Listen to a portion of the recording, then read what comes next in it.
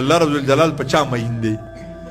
نن زه تاسو ته یو خبره کوم او چې ماښام لاړ شئ بسترې کې سملی زما په دې خبره به یو 15 منټه سوچ کوئ به څوک وایي چې زه به پرې سوچ کوم. خدای دې تاسو خوشحاله کړي.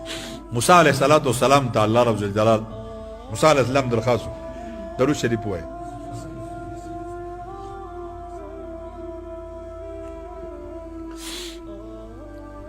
موسی علیه السلام ته فرمایي یا الله چې څوک ستا نه سوال کوي ته ورته څه وایي په جواب کې.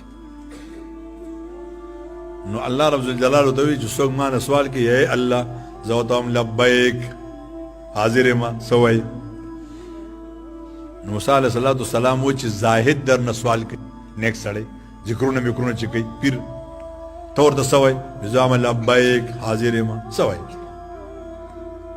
موسی علیه السلام وایي چې روژهدار نه سوال کوي ته ورته څه وایي زه ورته وایم لبیک څه وایي حاضر یم یو پیره.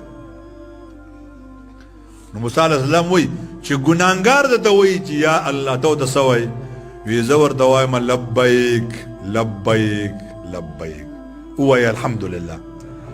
تاسو موږ چې کله وایو الله ستاسو زموږ په جواب کې الله درې پیرې وایي لبیک زما بنده څه وایي مړه څه وایي.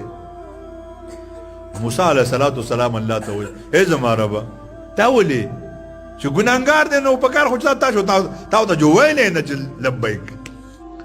زما رونو کو دا ټوله دنیا ما او تا د ګناهونو نه ډکه کو او سترګې خو کار پرېږدي غوږونه خو کار پرېږدي دماغ خو کار پرېږدي لاسونه کار پرېږدي بلکل د مرګ کشمکش کې او په دغه وخت کې ته خپل رب ته ووایې ای زما الله زما نن تا ته توبه ده.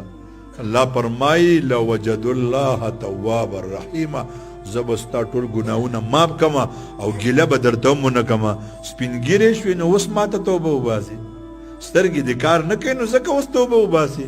غوږونه دې کار نه کوي ځکه اوس توبه وباسي. لاسونه دې کار نه کوي. الله وایي نه.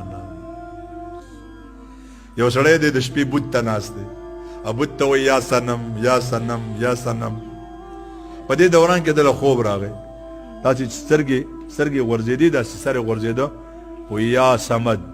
الله ورته د عرش نه وایي لبیک یا عبدي څه وایې. فرشتې وایي ای زموږ ربه دا سړی خو خطا شو ده خو تا ته اواز نه کوو ده خو صنم ته اواز کوو. ای زما وروڼو ای تبلیغیانو ای علماو مړه د خدای نه دا خلک مه یېروئ.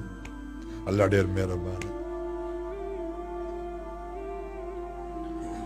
هغه ورته فرمایي ای زما فرشتو چې صنم ته اواز کو سار نه تر ماښامه هغه ورته جواب نه ورکو او ما ته په غلطۍ سمد وي زه ورته هم جواب ورنکم په ما کې په بت کې څه فرق شو.